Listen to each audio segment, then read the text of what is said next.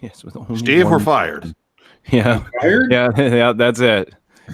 It's the end of everything because now Oh, I thank can only God. go by myself on live on YouTube with And the whoever webcam. happens to be in the room with him at the time.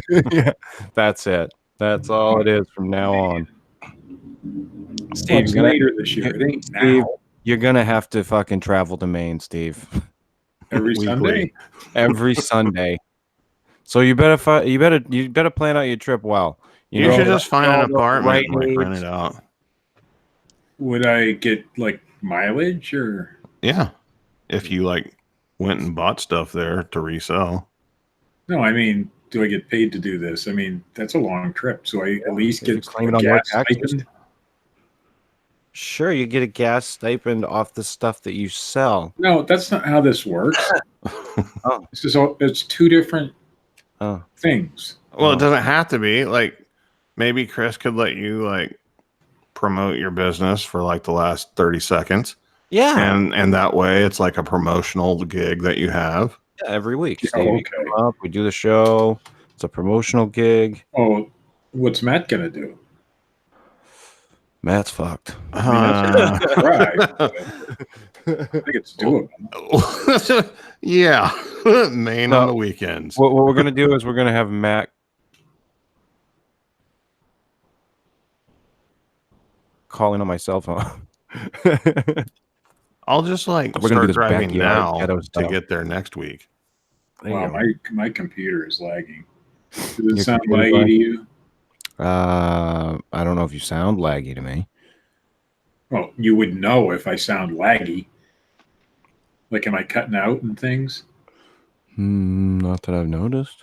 Okay, because I'm processing a video in the background. What? Oh, Well, Steve, because I have a what YouTube channel. you have a YouTube channel. So I have two YouTube channels and I'm not doing it. Yeah. But it's imperative that this video gets out tonight. It's important. Jesus Christ. Then maybe you should have thought of that earlier today. I did, but I film in 4K now, not this 1080p that you film in. Oh, Jesus.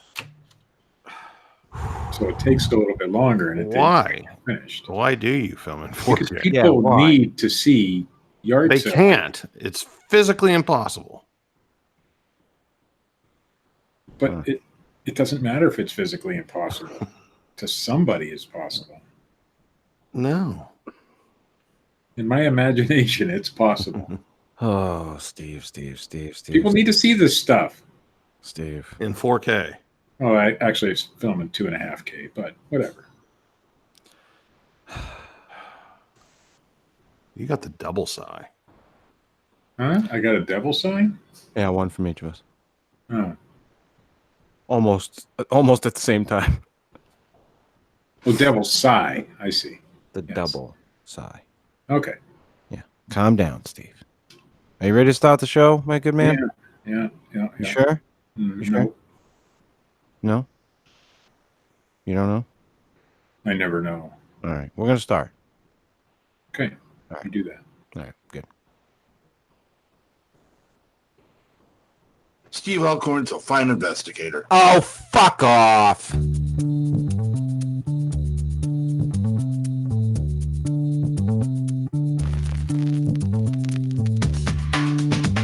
This is the Fortean Slip with your host, Chris York. I don't need porn, Chris. I have a good woman. Listen, I have a good woman. I still watch porn. Co-host, Steve Alcorn.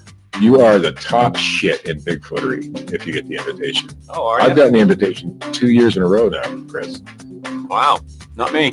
And sometimes special guest, Matt Knapp. It's part of growing older, you know? Maturing. Makes me more dignified and stuff. Okay, George Washington. I opted for the... Is that what meth addicts say? That make me more dignified. Taking on all things strange since 2013. Wait a minute. I don't know what the hell. Are you saying that he's pregnant? Possibly. Was he implanted by one of these teenage aliens. Did that happen to Arnold? This device, which comes as part of Nintendo's Quality of Life initiative, is going to have kids running around banging their heads off bricks. Yeah. You're about to witness the strength of creep knowledge.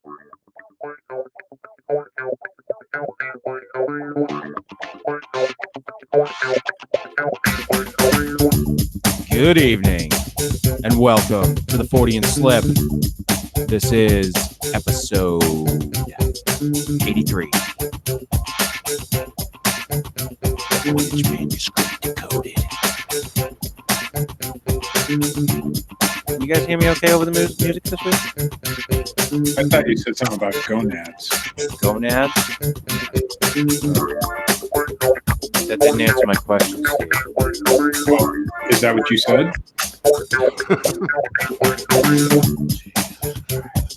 If that's not what you said, I'm then talking to a fucking child. I think it is. Yeah. Hey, it's what it is, man. It is?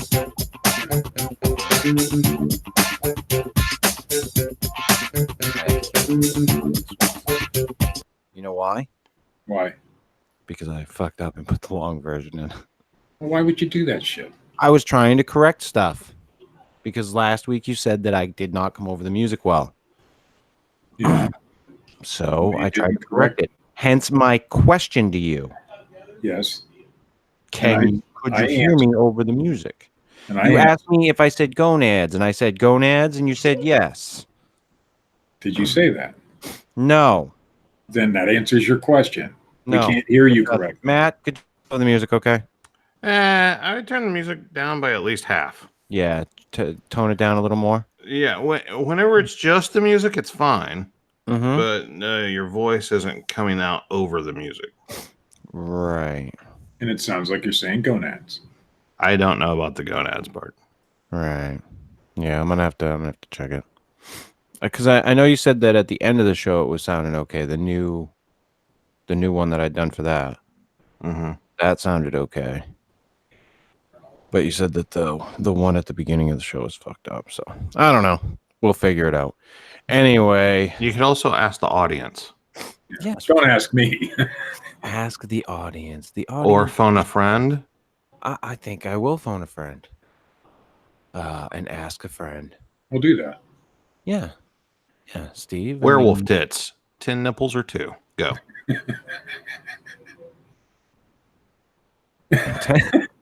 Sorry. Nice callback. Nice callback to the beginning of the show before we started recording there, Matt.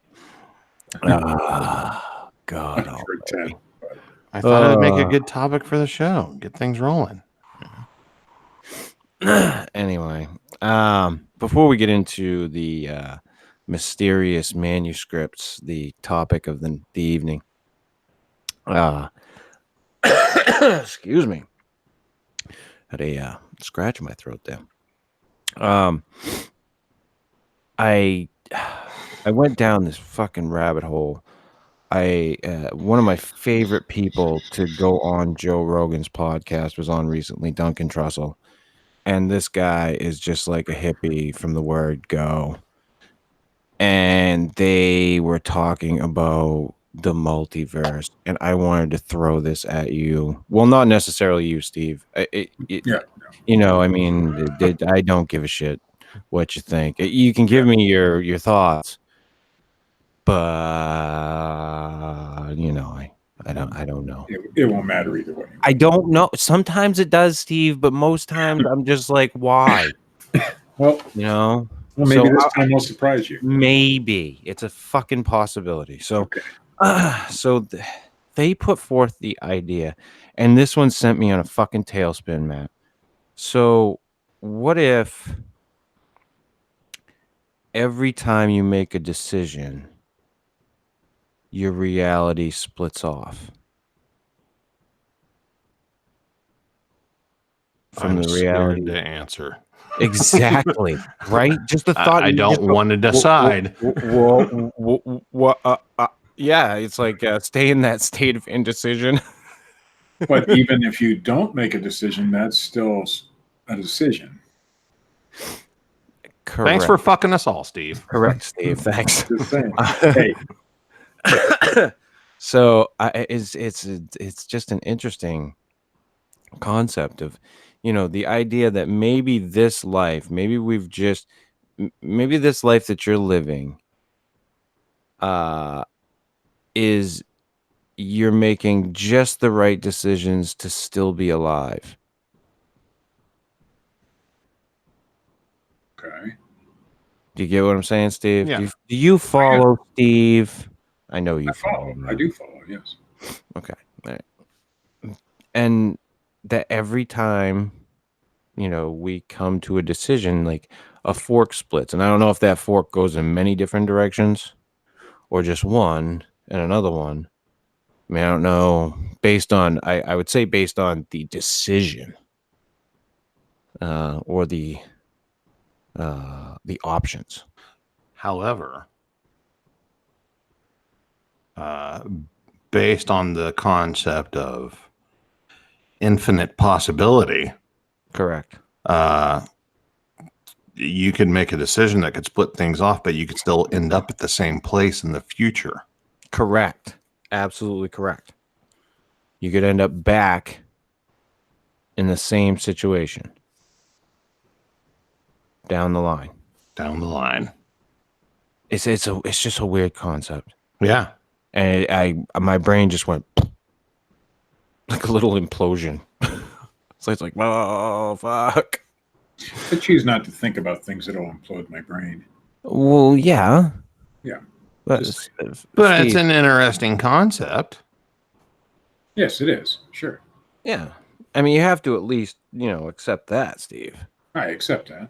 Oh, okay, good. Oh, wait. By accepting that, did I just split off? Yeah, you split off into another dimension, Steve. Shit. Now, you're not even with us anymore. Yeah. I mean, there's another Steve here. Welcoming to Earth 673, Steve Alcorn. You're never going to prove one way or the other that any of that is true. So, Well, it depends on what decision you make. That's right. Maybe you decide to go into the reality where they fucking make it happen. And you see it for sure on paper. You're like, oh shit, it fucking works. okay. You don't know, Steve. Well, and if I do that, that'd be pretty cool, actually. It's kind of like the concept of, is it possible to think things into existence? If that were possible, don't you think more things would be in existence? Like... Well, no, because it doesn't have to necessarily happen every single time. Well, see, and here's the weird thing. Here's the weird thing about the idea that picturing something and thinking about it and then making it into existence. Now, the argument could be made that people who do create things visualize them, Sure. and then bring them into existence. So yes, things can be thought into existence. And here's something that I just learned recently. There's a guy who is actually friends with the beloved Phil Poling, who just learned recently that He's in the multiverse? kind of Oh. he lacks the ability to picture things in his head. What? Yeah, like whenever like imagine this, you're in a park and you start visualizing a park in your head. He can't do that. He always thought it was just a figure of speech until recently he learned that other people actually are picturing things in their head, and it's a legitimate thing. It's a thing that lots of people have. It's a rare condition, but it's like a known scientific thing that some people can't do it. So when you asked 10 tits or 2, he wouldn't be able to visualize 10 tits. He could rationalize the concept in his head, but he wouldn't be able to develop an actual image in his head. Interesting. Because right now I'm seeing the 10. You're seeing 10 tits right now. Yeah. Got kind of werewolf hair around them. Steve's been seeing 10 tits since before the show. My werewolves don't have a lot of hair on the chest area. He prefers a naked werewolf breast. Yes. Man. Full, little voluptuous bear. little B cups. Yeah. Yeah. Well, actually, they are pretty small because there's 10 of them. It can't be huge. Yeah. But he likes it, to like fill the area. Steve's pretty, he's pretty particular. With just enough space between them to nestle your face. Yeah. Yeah. So, That's a lot of motorboating. you aren't fucking kidding. Would you go up and down or side to side, Steve? It depends on the werewolf. Never a truer statement have you spoken. It depends on the werewolf. Yeah, I mean, what's she like? Depends on the werewolf.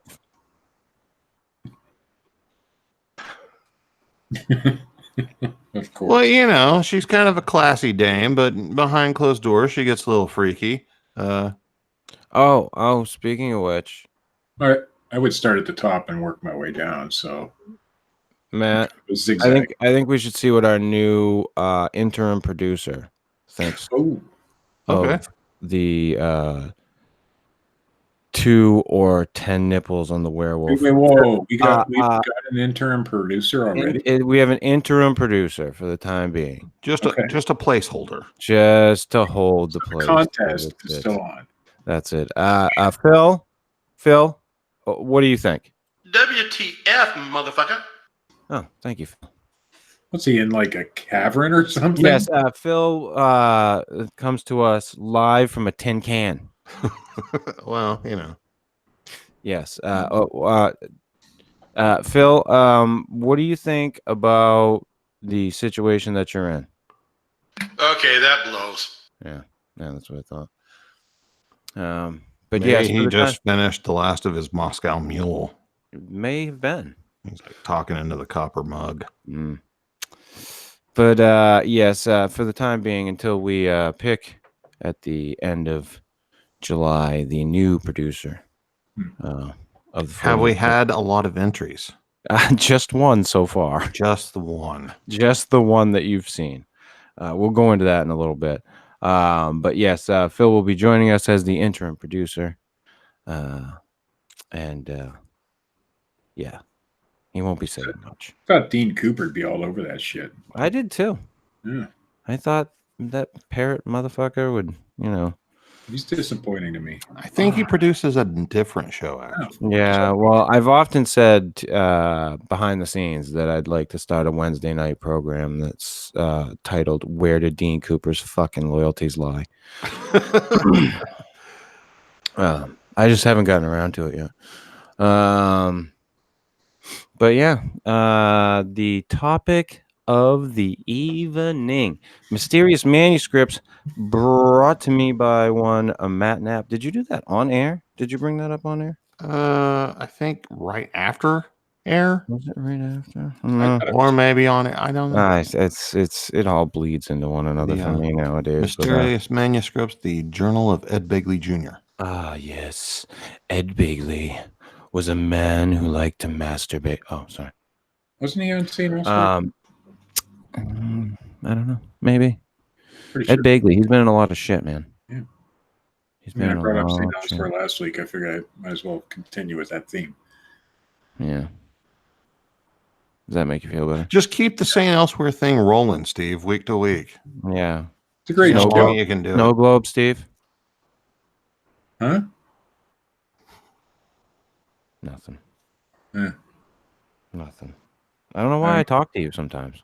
I don't know why I listen. St. Elsewhere. Yeah. Yeah. It was like a hospital drama, correct? Yes. Yeah, sir. yeah. But where's the snow globe come in? Wow. Yeah. Okay. Thank you, Matt. Thank It you. was like I the wanted to make sure 1980s. that I wasn't in a different reality that didn't fucking happen in. I think Steve really did splinter off. It was the 1980s. I don't remember that shit. You're the one that brought it up. Yeah. I just remember Ed Begley Jr. being on a television show, and I Hill think Street it was Blues. Was he? No. Who knows? That Anyway. was a good show too, by the way. Any fucking who, Steve. I'm gonna look it up. Oh wait, I gotta let Phil do that. He's our producer now. Interim. Interim. Get on that, Phil. Get on that. So I took a look into a few things. Of course, we're gonna the title of the show, the Voynich Manuscript. We're going to get into that, and there's some big news about the Voynich Manuscript. It has been, I don't know how much to this point, but it has been decoded. Ooh. Yeah, but we'll get into that a little later. One of the first ones that I came across was the Sibiu. I think I'm pronouncing that correctly, and that's in Transylvania or some shit. Yeah. There was talks of this supposed rocket launch in the 1500s. Huh? Yeah, well, then the reason being because there was this manuscript that showed all these rockets and these 3-stage things, and now whether or not the rocket launch into space happened, which they don't believe necessarily that it did, but this guy named Conrad Haase, I think I'm pronouncing that properly. He was the one that had developed all of this stuff, and they found this thing like later on, like it was buried somewhere, this manuscript, but he wound up becoming the pioneer of rocket propulsion and the 3-stage rocket. Based on this manuscript, and it shows like clear pictures of a 3-stage part to a rocket, the insides of it, and all of this other stuff. It's pretty cool shit. So Conrad Haase is a more recent figure in history, correct? Recent figure from the 1500s. Oh, Conrad Haase was actually from the 1500s. Yes. Phil. Okay. Well, I just. I mean, Steve. Sorry, I called you Phil. Oh yeah, don't do that. I know it upsets you. Yes. No, I thought maybe Conrad had found the manuscript, based his theories off of it, but you're saying that he was the author of the manuscript back in the 1500s. Yes. Okay. Yes, he was, and he was working with like fireworks and propulsion, Which were available at that time, obviously. right? And it's just some interesting stuff. I mean, the fact that they make this assumption. I mean, I don't know how much of it has any credence. But I just thought that one was rather interesting. I couldn't imagine like a space launch in the 1500s. I just imagine something going up into space and just instantly everyone in it dying. Yeah. Well, no, If he may they have even get anything up there. Maybe he had the right theories, but just not the materials to pull it off. Maybe he's like that flat Earth guy trying to fly and prove that the Earth is flat. Yeah, he hasn't done so good yet. No, he will. He'll keep trying. Yeah. The next one that I had come across was the Epic of Gilgamesh. And this goes into another one. But the Epic of Gilgamesh is a 3,000 line poem that's written on cuneiform tablets, clay tablets. And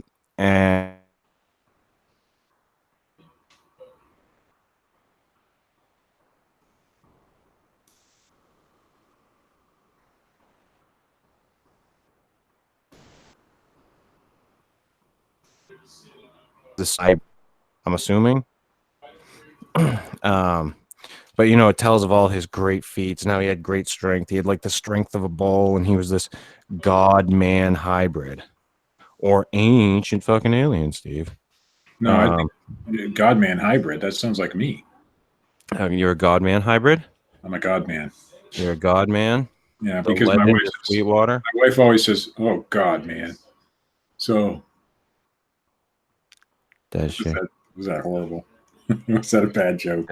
Is that what she says? Yes. Yeah. Every time I make a mistake, but I think I'm not sure she's praising me, telling me how much of an awesome, God man I am. You are not an awesome God man. I'm not. Steve, you're just horrible. You're just horrible. I guess people lost audio on the show. Yeah, I lost it here on my end for a few minutes, but I don't know if it's because I'm uploading that video or what. You lost it on your end for a few minutes. For a second or two. Huh. But I can hear you now. Yeah. Oh, great, Steve. So yeah, the Epic of Gilgamesh. This god man did all of his bullshit. But that goes into all of these other clay tablets that were found in Iraq.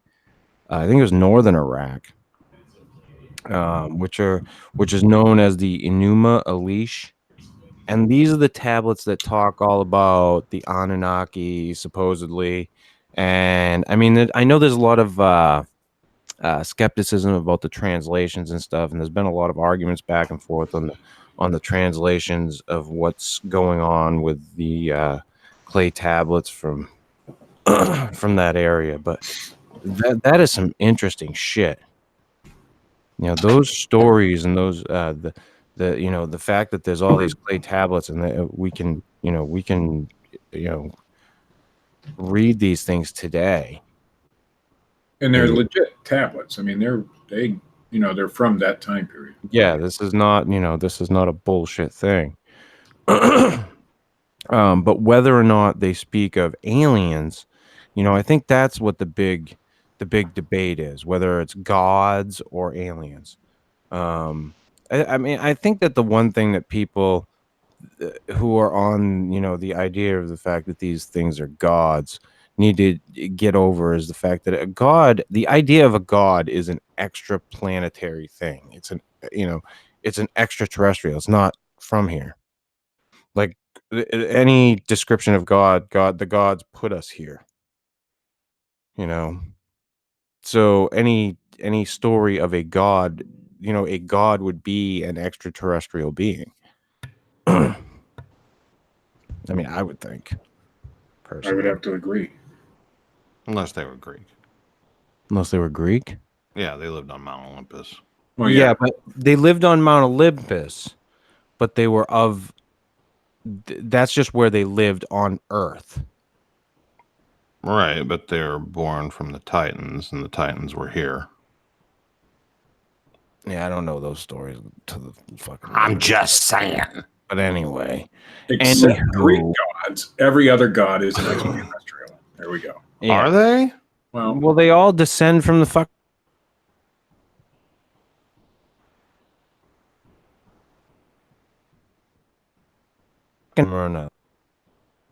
So, I mean, I would just say, I'm not necessarily saying alien. I'm not going alien. I'm just saying not of this earth. I lost audio. Yeah, so did I. You lost audio of me? Yeah, you like your audio disappears for like maybe 5 seconds, 10 seconds around in there, and then comes back. Yep. So it's not me. Nope. I wonder if it had anything to do with the sound pad. Because I just turned it off just to see. Yeah, but you usually keep it on, don't you? Yeah, throughout the whole show. Yeah, so I doubt that would have an issue. I wonder what the problem is tonight. You're the problem, Chris. What am I the fucking problem? Because it's your end. Oh. It's not him being the problem, though. Yeah. No. Steve. His internet feed. It's originating from him. Yeah. Why you gotta be that way? It's the gods. If he wasn't feeding the internet, it's the alien gods. The little green men gods and their flying saucers. Yeah. All an extraterrestrial really is something that's not of this earth. Right. So a god, as we believe gods to be, not the Greeks apparently,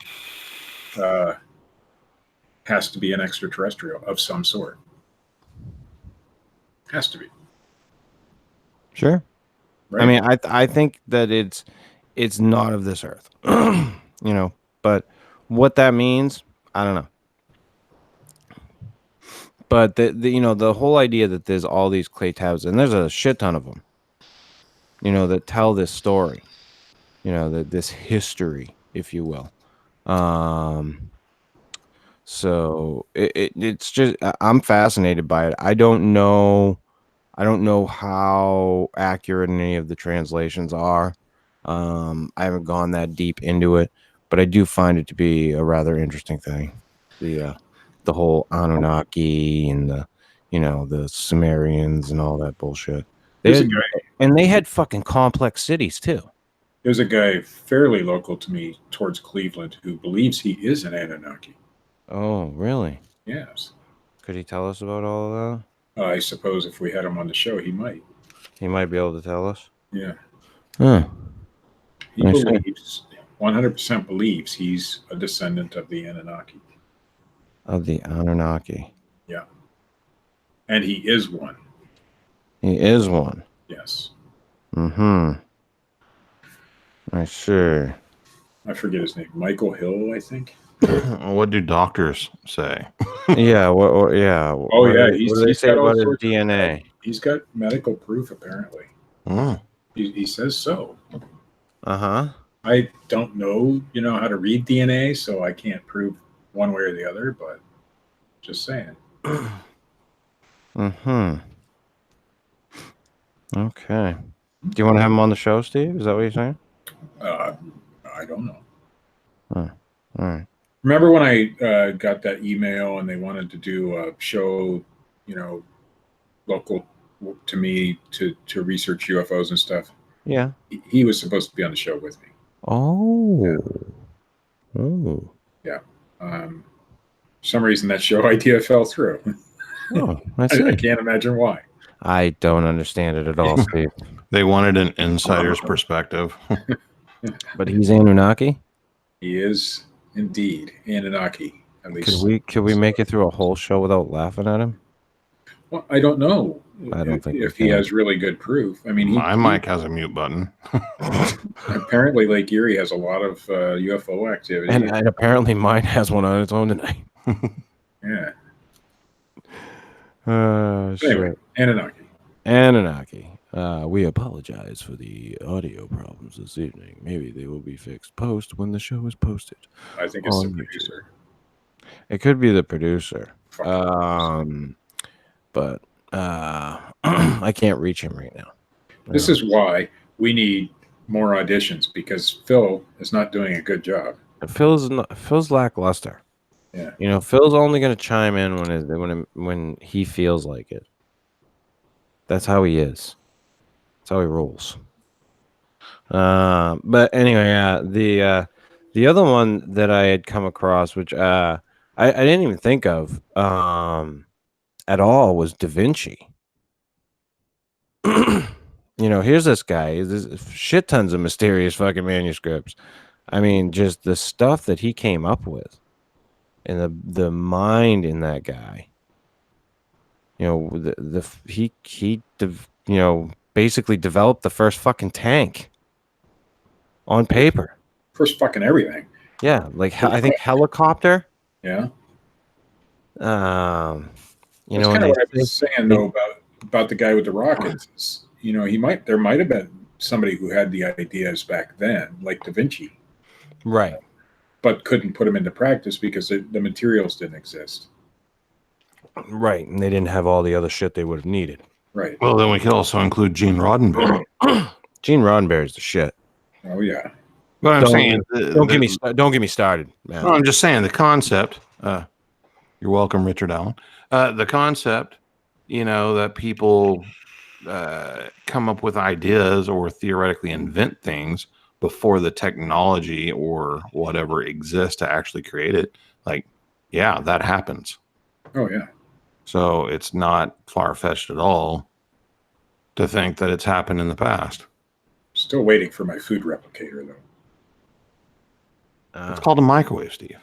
Yeah. It's not the same thing. Exactly. It's a replication of real food. Sometimes. Depending on what you're going to get. It's all you get, Steve. Yeah. I don't know what to tell you. But, Da Vinci his ideas have been poured over and his stuff has been looked over for ages. I mean, just the like I said, the mind behind that man, utterly fascinating.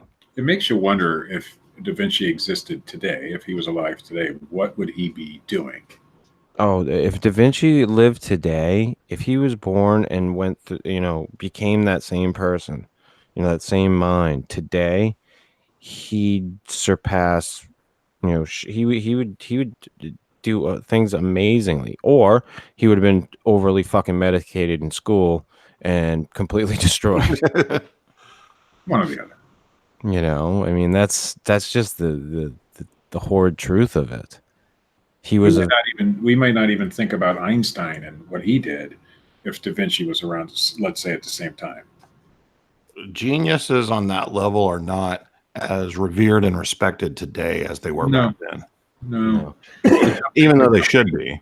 The company that they work for just steal their ideas and take credit for it. Right. Nowadays. Yeah, you're right. Yeah, because nobody can do anything on a smaller scale anymore, and you need that backing. And once the companies have their hands into shit, the corporations fucking forget it. Yep. So, but yeah, I mean, when I came across the Da Vinci thing, I was like, oh yeah, I didn't even think of that. I didn't even think of him when I was thinking of mysterious writings, mysterious manuscripts. And I wouldn't have even put Da Vinci into my own head. Right. Well, I don't want to get into this talk. I'm just saying, the Bible. I mean, doesn't that classify as a mysterious manuscript? I would say, yeah. Oh yeah. I mean, there's a lot of interesting things in the Bible, and a lot of interesting things that correlate to other religions. I would say, if you want to look at it as a manuscript. Just take the Book of Revelation and read that. Yeah. If you want a mysterious manuscript. But that's kind of a good segue into my next one, which is the Dead Sea Scrolls. Yeah. Yeah. Now the Dead Sea Scrolls were found. I can't remember exactly where. It was like in some cave somewhere. And there was all this stuff. There he goes again. These extra books in the Bible. I left again. Not the soundboard. Hello. You're back. You're back. What the Relax. fuck? This was only 2 seconds this time. Yeah. It's just a delay. It doesn't even seem to lose anything. Or maybe it is since we're not hearing it, but great. That's something to do with my internet tonight. Stupid internet. Yeah. I'm gonna go file a complaint which has been an ongoing fucking issue. Which companies? Oh wait. Anywho, yeah, the Dead Sea Scrolls were, all these writings that were found. I think a lot of them were in Aramaic, and some of it they think may have been the writings of Jesus. There's some interesting manuscripts in there written in Aramaic, which is the language in the time of Jesus. Now, I don't know if any of that's true. I know I've read some of it. It's some pretty interesting shit. And it makes you wonder after reading it. Like the stuff that they propose is like the writings of Jesus. It's some really interesting. It makes you wonder. It really makes you think. So plus I think there's just other books in the that are in the Bible, like the Book of Enoch, and I think Enoch was like Noah's grandfather or some shit like that. Something like that. Yeah. And they talk about it a lot on fucking Ancient Aliens, because that's fucking Von Daniken's like big fucking go-to is the Book of Enoch. But a lot of the stuff that was left out of the Bible was left out because the Catholic Church and a lot of these other institutions and kings were threatened by the information that was in them. And there was a big purge to the books of the Bible at one point. But Matt, you're absolutely correct. The Bible is a mysterious manuscript. It's a very interesting manuscript. And interesting, like I said, in that there are a lot of other religions that mirror the same type of stories. There's a lot of interesting things that go on with the old Hebrew, and well, that's the same case with like there's pretty like much a whole every ancient section. religious text. Well, there's a whole section in the Bible, and I learned this when I was doing a lot of research into ritual magic. There's a whole section of the Bible that if you read it, it reads like, they went through the valley or whatever, fucking regular bullshit. But in text, if you look at it, it's an actual like name of God from like beginning to end. Is this crazy long? Yeah, I know what you're talking about. And these things are found throughout the Old Testament. So it's just some interesting shit, and I mean, and I don't ever discount it. And we don't know exactly, like who the authors were. I mean, we have beliefs and theories and everything, but like who compiled all of it? And then, like you were saying earlier, about gods being extraterrestrial beings. Well, I mean, the Bible is supposed to be the inspired word of God, and a lot of things in the Bible are messages delivered from God through angels and other devices. Right, and those angels usually came down on fiery chariots. Right. So there's and a lot of that is they say a lot of metaphors can be, or whatever can be, there's a lot of strange things, but yeah, it's definitely a mysterious manuscript. I'm down with saying that. I'm good. He's down with it. I'm down with it. But I mean, I'd like to go and look into like the Book of Enoch, and it's available online. I've read it and studied it for about a year or so. Not exclusively or anything, but it's pretty interesting. Jesus. Dean's trying to give a fucking pronunciation lesson in the goddamn chat room. Okay. Dean, no one knows the exact pronunciations of any of the goddamn words. Wait, listen. It could be Yehoshua, Yahashua, you fucking Jehovah. Fuck, no one fucking knows what it really was. What the actual pronunciations were. I address? I hate the fact that people try to say that there's a fucking actual pronunciation. Can I address Dean for one moment? Go ahead, Dean, my friend. Please make a producer video so we can. If you don't make a producer video, you have no say in how we pronounce Jehovah or Yeshua or any of those other Bible words.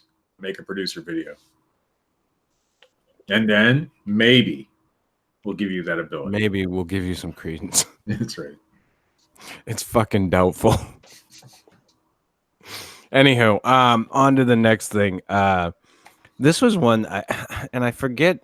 I didn't write in my notes where I had found it, so I actually looked it up.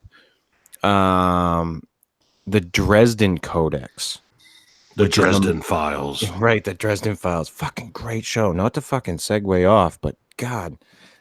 And here's the thing. Okay, Dresden Files, for anybody who doesn't know, was a TV show that was on Sci-Fi about a wizard in Chicago, Harry Dresden, based on the books by Jim Butcher. The books are fucking fabulous. The TV show was pretty good, but it fucked up in a lot of areas. In looking at the books, but what a great fucking show. The guy that played Harry Dresden was perfect, but they should have made the show differently. Did you watch it all, Matt? No, not all of it. You never watched it?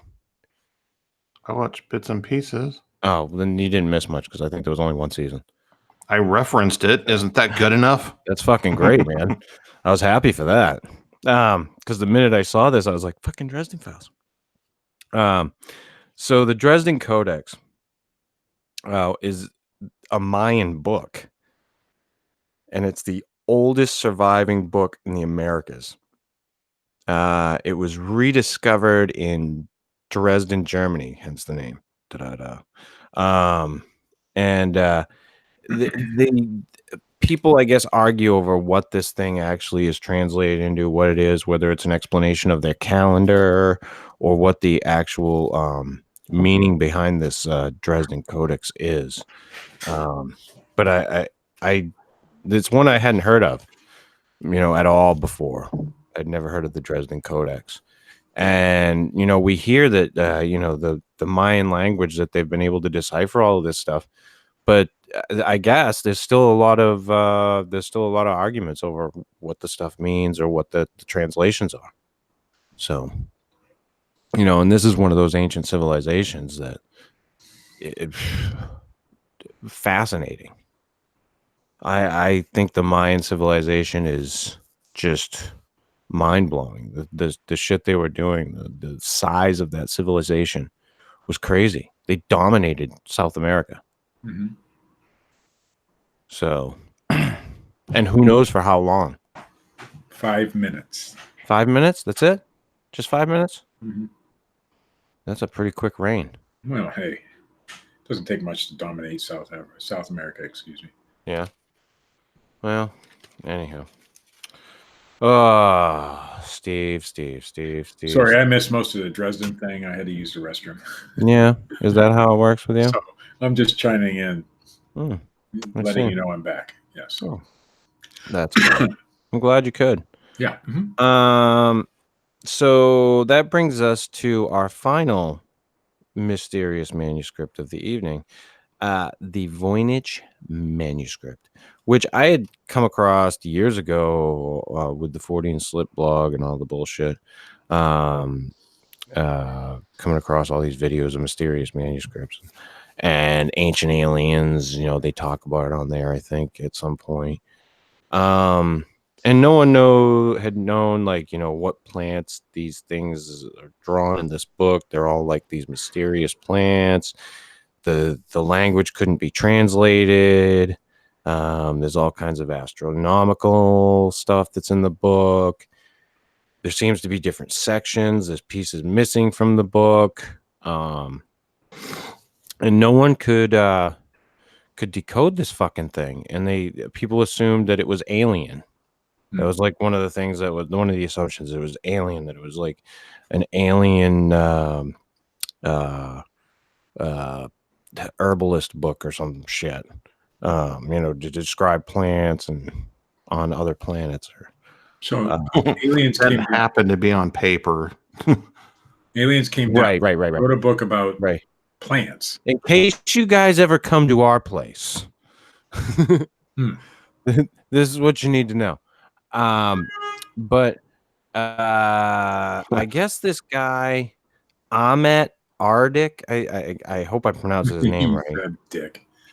Fuck off, Steve. He because he's Turkish, he had noticed that a large number of the words in the Voynich manuscript, it started with the same characters, but ended with different characters, and it was familiar to him because of the Turkish language. I guess more Old Turkish than I don't know. I wasn't too diligent on this, but and that they had many similarities in the languages that were used between the Turkish language and the Voynich manuscript.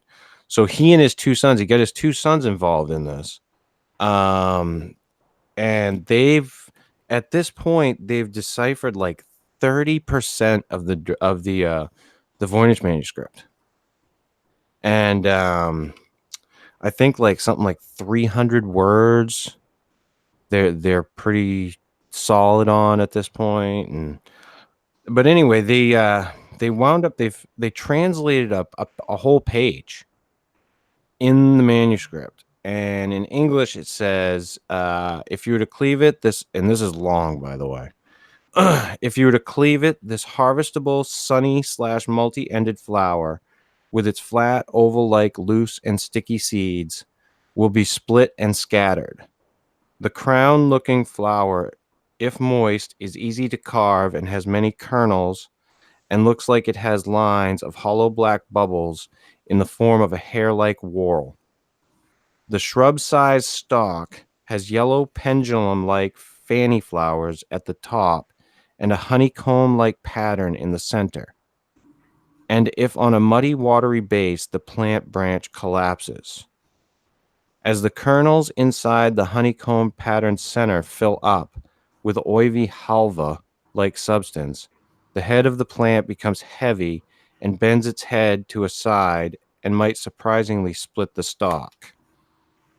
If the plant has 3 branches and one of the branches becomes small/dwarf, like a big button, it shrinks, and the juice inside the dying branch is sucked by the tailor, in parentheses, creator, and is transferred towards the 2 healthy branches, which becomes larger/healthier.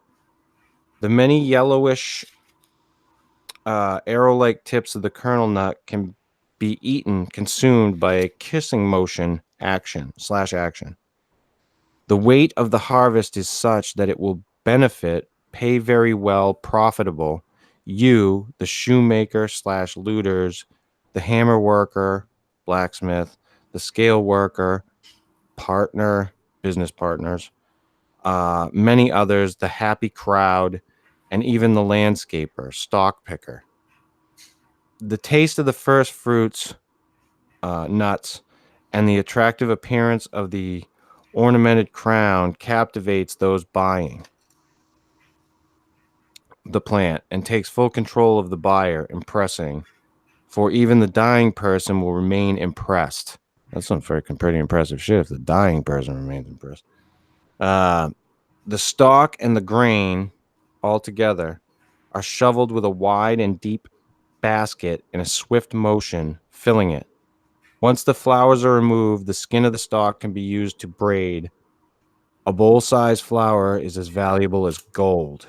Oh, they're talking about weed. I think maybe. The farmer, cuts the spikes and fills the bag and barn. The buyer weighs it and feels heartwarmed, satisfied. You know what, Matt? I didn't even fucking think of that when I was fucking going over that. You might be right.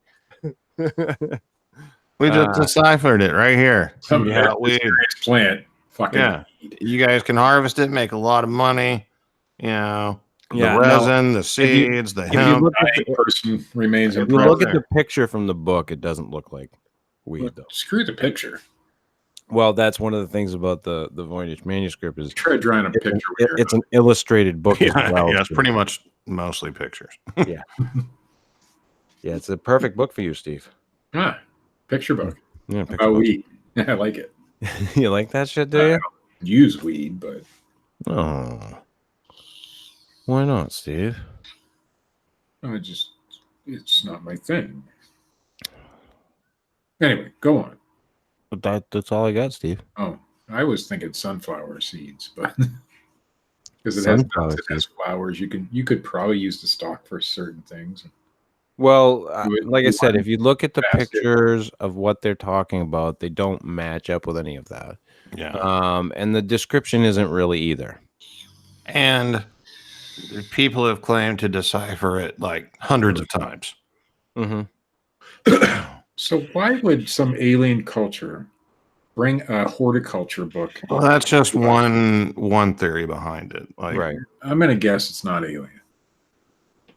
Or maybe it was just some dude, making shit up. Could have been. I'm just going to assume that aliens wouldn't use our writing materials to do something. Or a variation of the Turkish language. Well, they couldn't leave us their iPad at that point. How are we going to charge that shit? Here, use some of those Baghdad batteries. Maybe that's what the Baghdad batteries are for. This is so you can keep your fucking iPad. iPads. And that shit's gone. No, I mean, I don't know. I don't know if it's some fucking alien book. I mean, you look at some of the pictures in this thing and what it's, depicting for plants, and they say that it doesn't really match anything. And if you go by this translation, like that's, I mean, it's pretty descriptive. Mm-hmm. So, But you said that the text doesn't also match. I mean, the way this guy translated it, his kids, doesn't match the picture. What do you mean, Matt? No, it does match the picture. Oh, it does match. Okay. Yes.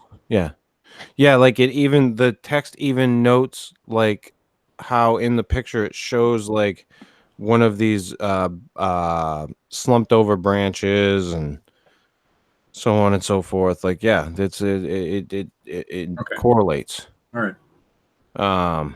But yeah, and they took another whole paragraph in the book and were able to from that they were able to extrapolate some words. But like I said, Matt said, there's been situations like this before where things like this have been deciphered, and even this, or people claim to, and then they claim to have 30% of it deciphered, and they've asked for help. Well, look at a lot of more recent manuscripts And this was in 2018. Yeah, look at more recent manuscripts that claim to describe, let's say, hidden treasures and things like that have been quote unquote deciphered, but yet no treasure has been found. Oak Island. Well, yeah, that's one of them. Lost Dutchman's Mine is another one. Excuse me. Beale's Treasure, which is a fascinating story. Beale? Beale, I think. Beale. Mm. If you haven't looked into that one's fascinating. So, Steve, I want you to do me a favor. Yes, sir. I want you to take over for a minute. Oh, no. Yeah, take over. No. Yeah, no, I got to piss. No, I already did. Just put it on mute and Matt will talk. Yeah, no, you're going to talk. Keep What going. am I talking about? You were talking about Oak Island. Keep going. I don't know anything about Oak Island. What are you clamming up for? Oak Island is fascinating. I mean, if you watch the show and all, they are finding some things that predate the discovery of the quote unquote money pit. So in the last season, but now whether that's all for TV or not, I don't know. Yeah, that's the problem with that, is it gets caught up. You don't know whether to believe it or not. But I love the show. The show's become really popular. Yeah. I know my cousin watches it religiously and is really into it. I watched the entire last season. I hadn't really previously watched any of the prior seasons, but you can figure out pretty much what happened prior. Nothing. And, because they didn't really find much of anything. But this last season, they found, they dug up that bay there, and they found quite a bit of stuff there that, if you believe their experts, predate the discovery of the money pit, which is, but we also know that, that island was used by pirates and things like that to, put their boats there and all that stuff. So who knows? But it's an interesting, fascinating story. Yeah. And they still haven't found anything. Nothing. No. Well, they have. Thing. No, they found things. I mean, they found paper way down in the, money pit area. But I can find paper in my fucking desk drawer. But it was buried. Oh. Buried. Oh. And they found, lots of timbers down in where the money pit's supposed to be, and some of them allegedly date back prior to the discovery of it, but who knows? Yeah. But anyway, that was my Oak Island talk while Chris was taking a piss. Okay, that blows. It does. Come on, Phil. God. Listen, he only comes in when he can. Shit. Steve, it's very rare. It's very rare. Phil. But yeah, I never got into the Oak Island thing at all. That was never my forte. I never got into that type of thing. What do you guys think about the have you ever heard about the map there that shows, I can't think of what it's called. It shows Antarctica with like the mountain ranges and stuff. Oh, I think I've seen that. Yeah. Before the ice. Right. Let me see. There's Antarctica. a lot of ancient maps that show, allegedly show the United States when nobody had, explored that area and stuff like that. Well, there's a certain one that was, and it's famous, like excuse me, and it's from like I don't know, like the 1400s or some shit. It maybe even before then. But it shows like mountain ranges on Antarctica where they actually are, and it was before the continent was ever anyone had ever gone there. And it's an interesting. I can't find the name of the goddamn map.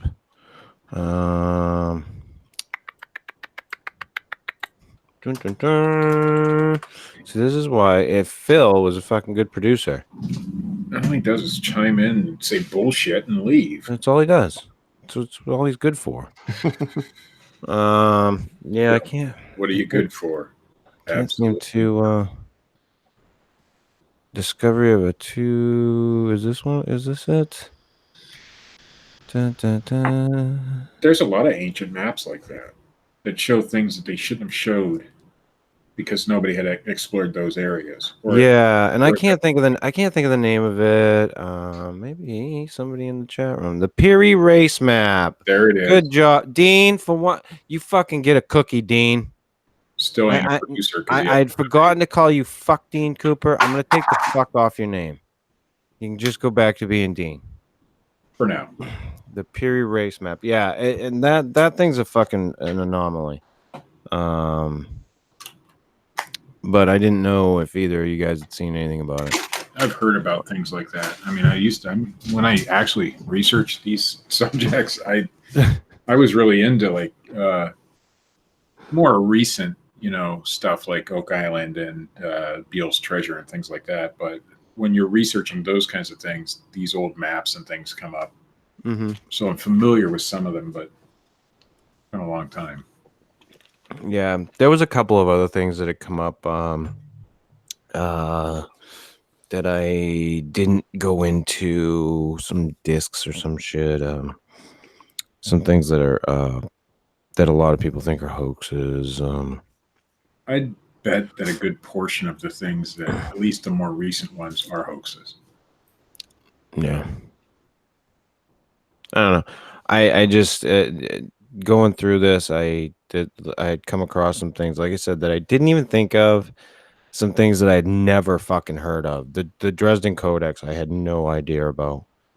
I had always been under the assumption that all of the Mayan writings were on stone or in tablets, much like the cuneiform tablets in Iraq. And the other interesting thing is there was cuneiform writing found in Central or South America. I think there's a lot of lost history. And so, I mean, because the similarities between maybe some Mayan culture and Egyptian culture or whatever, the pyramids and all the way things are built, I just think there's some lost history that we don't know about. Yeah. And I absolutely agree. I think I've said for a long time now on this show that I think that human beings they're a species with amnesia. I subscribe to the Graham Hancock theory. I mean, just because we have these ancient manuscripts that we can't read because that's lost history. We haven't, we lost the ability to translate these things. Excuse me. And we don't know. We have no fucking idea. Like what was going on. There's so much that's been wiped out. The Library of Alexandria was burned. Well, we've said it on the show before. History keeps getting pushed back. We keep discovering new things that pushes civilization back farther and farther. Yeah, and the more they find, the further back it goes. And And it's one of those head spinners. Like I bring up all the time. Göbekli Tepe. You know, you see this thing, and it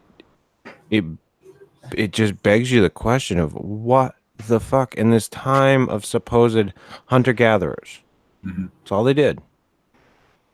You know, and Matt had said before on the show he doesn't think that anyone was ever really hunter gatherers. But you know, we know that the plains people of the Americas did it and moved all the time.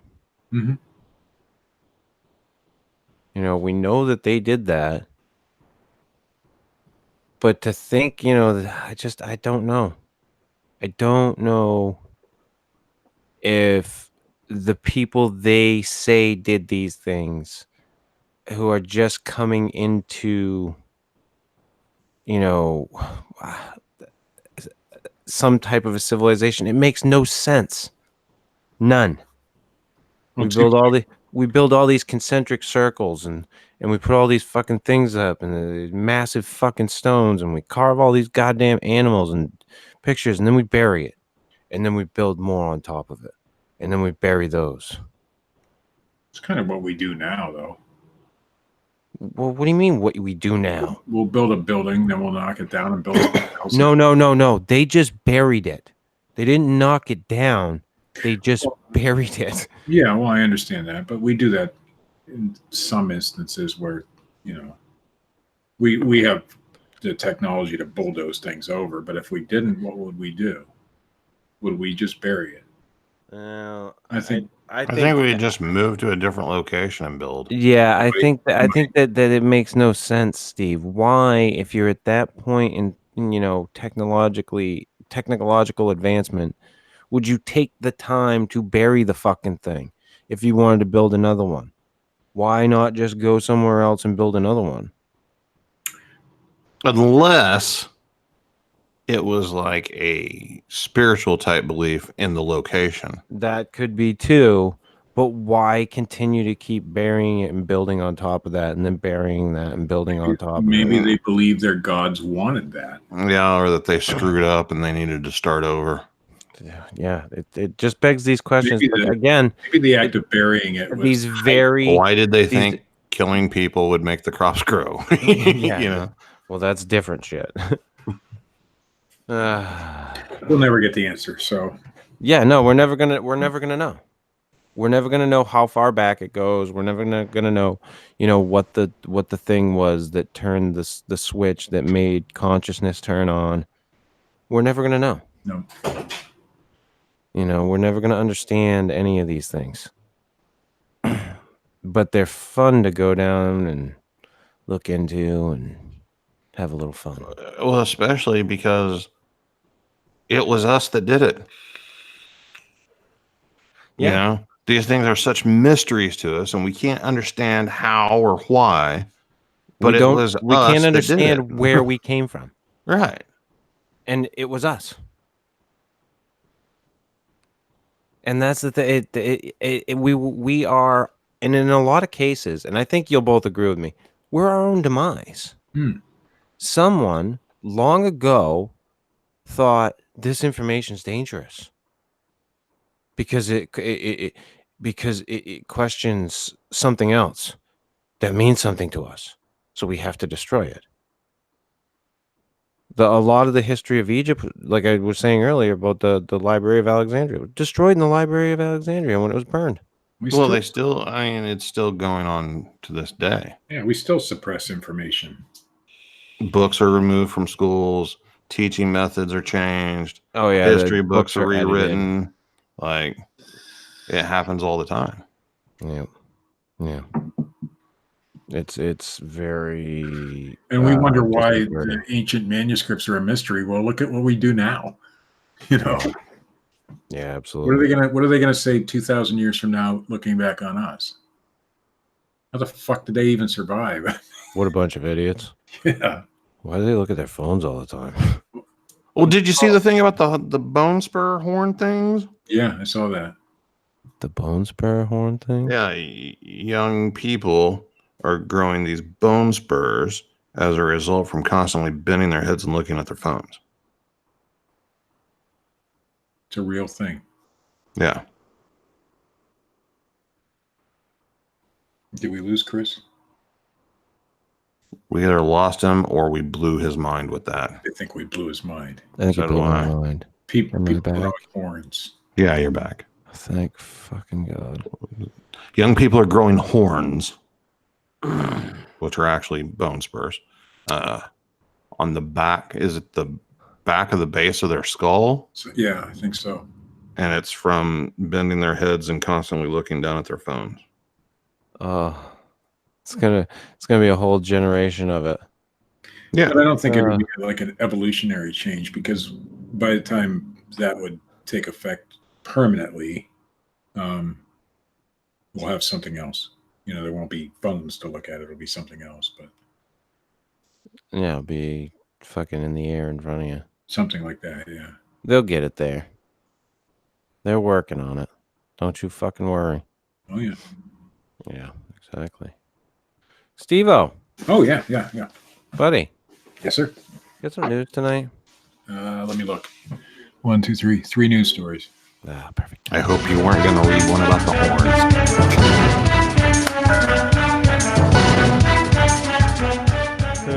horns. Scientists say that students are growing horns. No, that's not real. That would be funny though, Matt. Chris hadn't come across that one to send it to me. Nope. But what we do know is that Vermont leads all states in UFO sightings, according to USA Today. Well, when you have nothing better to do than smoke weed and take mushrooms. Vermont, though? Wow. I'm surprised by that. Mm-hmm. UFOs or unidentified flying objects have stirred our imagination for generations. Sightings of these alleged interstellar visitors to Earth have been chronicled throughout history, blah, blah, blah. Many people who report UFO sightings have reported the object without the use of viewing apparatus, such as a telescope. A viewing apparatus? When was this written? 1893. Weather, among other variables, can trick an eye or an observer into thinking he or she has seen something unusual. Yeah. Yeah. Well, I believe that. Sure. UFO reporting levels vary by state. In states with cold winters, sightings increase dramatically during What's summer. that, swamp gas? Swamp gas. When more residents are spending their leisure time outdoors. The 5 states with the most reported is, I feel like, what's his name? David Letterman now. The 5 states, the top 10 list thing. The 5 states with the most reported UFO sightings per 100,000 people are all northern states, believe it or not. And 3 of them, Vermont, New Hampshire, and Maine, are located in New England. Didn't we talk about an article like this before that said something entirely different? Because it said California, and we theorized that because in California many more people are outside more often, that's why they see more UFOs. This is per capita, though. No, I think we were talking about something else. No, it was a UFO story. I remember. Matt's right. Mm-hmm. About reported sightings. But I think that was just the number of sightings. This is per capita sightings per 100,000 people. Oh, okay. So Vermont, New Hampshire, and Maine, Chris. Maine. Damn Skippy. You Mainers. Fucking UFOs. They're everywhere up here. You got them. We got them. Invested. We got them. You wait until I take them fucking mushrooms. I'll see some. Now, UFO reports don't fluctuate much during the year in southern states where weather and daylight conditions don't vary as much, obviously, because people are out to look at them. Oh, we can break down by the numbers if you want, by all 50 states. I'm good. It might take an hour, but I can do it. Ohio has 4,115. Let's just do our state, Steve. Yeah, Ohio has 4,115 sightings in 2001 through 2015. That's pretty good. Okay. Yeah. What about Oklahoma? Yeah, what about Oklahoma? Here's Oklahoma. 1,408. Sorry, Matt. 23rd fewest. What about Maine? Maine. Let me. Yeah, let's alphabetical order. Let's go with Maine. It's Hawaii. No, it's not in alphabetical order. Michigan, Indiana, Missouri, Nevada, Idaho. Okay, we're going. Maine. No. Maine. New Hampshire. Maine. Here it is. 949. Wait, that doesn't make sense. But see, because they have per capita, Steve. Per capita, Steve. There ain't that many people here. It's 71 sightings per 100,000 people. So where does Dean Cooper live? Dickheadsville. I don't see it on here.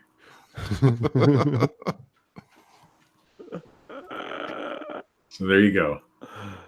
Ohio has more sightings, but you have less people. There you go. That's right. This is from National Geographic. Man, we're going with the big boys tonight. Big boys. 2 potentially life-friendly planets have been found, and they're orbiting a nearby star. Wow. A tiny old star just 12 light years away might host 2 temperate rocky planets, as astronomers announced. If they're confirmed, both of the newly spotted worlds are nearly identical to Earth in mass, and both planets are in orbits that could allow liquid water to trickle and puddle on their surfaces. That means that people can drink things. Scientists estimate that just, for our... Wait. Does this mean game on? I think it might. Game on. We are back to fucking game on aliens, people. Yeah, because last week, didn't we have a story that said, impossible? Yeah, no, it wasn't possible. No, we're back to game on, Steve. Man, I wish they'd make up their fucking minds. We'll be back to game off next week, Steve. Don't worry. Scientists estimate that the stellar host known as Teegarden star, that's a pretty cool name, is at least 8 billion years old, or nearly twice the sun's age. That means any planets orbiting it are presumably as ancient. How do they know that? I don't know. So life they has have calculations, Matt. Yeah, it's numbers. It's the numbers work, Matt. They're solid. Yeah. I don't know what I'm talking about. I just anyway. So any of the planets that people say that a planet that we've never been to, that we can't see, but we know is there, we can tell you how old it is, and that it might presumably have life or not. Yes. Sure. Anyway, so they believe that the planets orbiting it are pretty ancient as well. And for now, the star is remarkably quiet, with few indications of the tumultuous stellar quakes. It's going to get a little loud later on. Yeah, well, in other words, that life could exist because the star hasn't exploded yet. Oh. These factors, plus the system's relative proximity, makes the system an intriguing target for astronomers seeking to train next-generation telescopes, instead of current generation, apparently, on the other worlds and scan for life signs beyond Earth. Bam. Bam. But they find another alien megastructure, Steve? Steve, if a planet has an alien megastructure. Speaking of suppressing information, theguardian.com. Now we're back to the, normal. Yeah. Thousands petition Netflix to cancel Good Omens. There's a problem. Good Omens. There's a big problem. Yeah, there's a big problem. People are fucking stupid. And it's on Netflix. On Netflix. It's on Amazon Prime.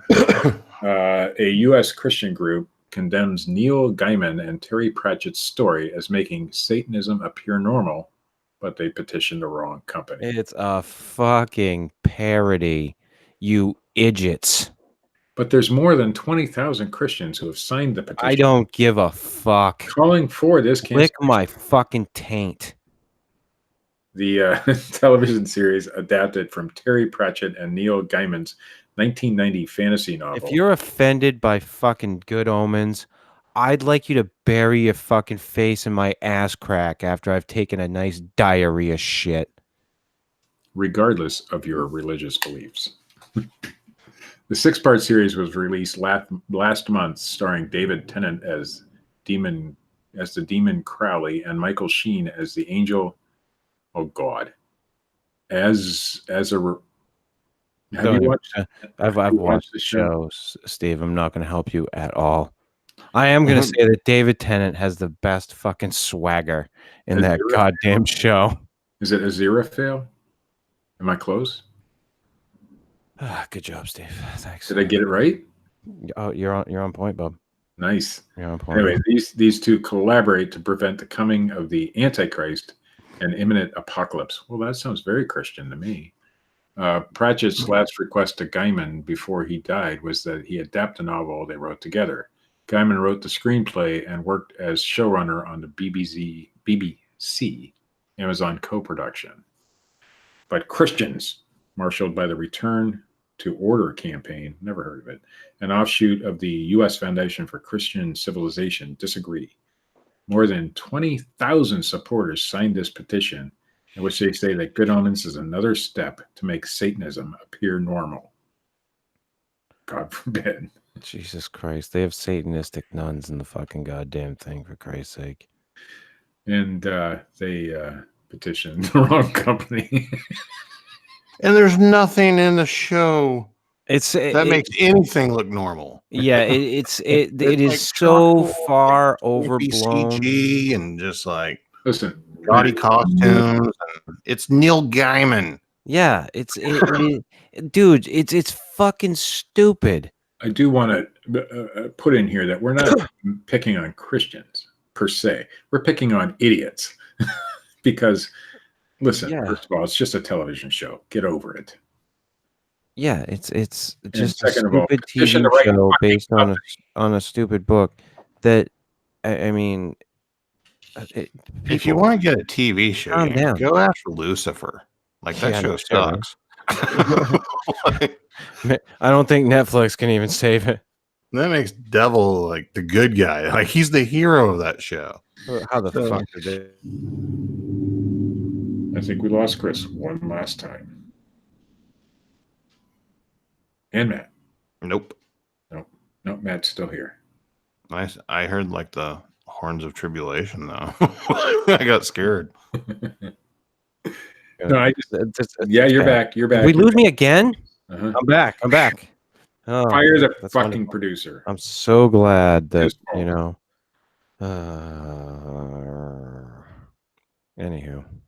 So anyway, that, fellas, is the news. Thanks, Steve. I'll see if I can hit the right one. Oh, no. There you go. That's that one. I hit the wrong button. That hotkey thing not working out for you just yet? Steve, listen. I will get this figured out. You just need to calm yourself. You need to get into your moment of zen. Okay. That's what I need from you. All right. I need it from you. I'll zen out. Zen out. Oh. Whoa. What? Dropped my vape. Yeah, so send in your producer videos, people. We did get one from Chubbs. Chubbs from Louisiana. Excellent guitar playing, by the way. Steve. What? What are you trying to do? I'm just saying, hey, Chubbs, man, he's got some talent. Don't give away his secrets. Don't give away the man's secrets. I mean, sorry. Now, Chubbs, the one thing I would like to ask Chubbs is, are you just playing the bass? Because I don't think that's the music that's coming over the speakers. I could be wrong. Yeah, I kind of... I'm not trying to be critical. Maybe there's some sort of delay or something that makes it seem that way. The man was wearing a Fortean Slip t-shirt. I've seen that. In the video, Steve. And he presented it like fucking, proudly in the video. Mm-hmm. Proudly, Steve. I took it as he was playing along with the song. Along with the song? Yeah. Okay. Poorly? I mean, goodly? Well, the thing is let's see you play the bass, Steve. Yeah. The thing I didn't understand was like, it didn't seem like the bass was hooked up to anything. Well, right, but you can still play it and not have an amp. Still play it, yeah, absolutely. It takes a lot more talent to play an unhooked up bass than it does to play. I'm just saying, to make it look real. I'm not saying he did. I'm just saying it takes a lot of talent. I bet he can play the bass. I bet you can. Like nobody's business. It should have been not our business. Whatever. It's all good, Chubbs. Yeah, no, it was good time. It was entertaining. It was entertaining, my man. Thank you for sending. There goes Chris again. And there goes Chris. So I'll take this moment to say to Chubbs, I haven't forgotten about you. I still have your email, and you will be hearing from me. Oh, boy. Chubbs sent you an email? In a totally unrelated thing. From this side of the time portal. Fucking Christ. All right, so on that note, I guess, gentlemen, that'll about fucking wrap it up. Can you hear me over this one okay? Yeah. All right, good. Don't forget to catch Dred Funn. That's right. This has been the Fortean Slip, episode 83, the Voynich Manuscript Decoded, revealed. I can't remember what the fuck I called Did you say gonads again? I fucking hate you. If you like this shit, hit the little thumbs up button. If you don't, hit the little thumbs down button. Leave a comment. Subscribe. Check out Matt Knapp at youtube.com/bigfootcrossroads and Cryptid Tales. Check out Richard Allen's fucking cartoon strip, Bigfoot with Keith Collin on Facebook.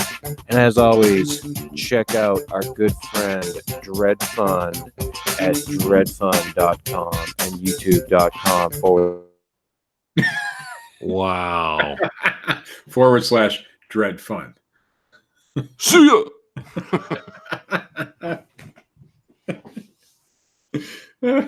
Do we end the show, Matt? We can't. Am I back?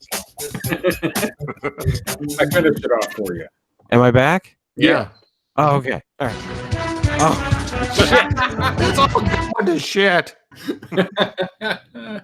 What the hell? Anywho, see ya.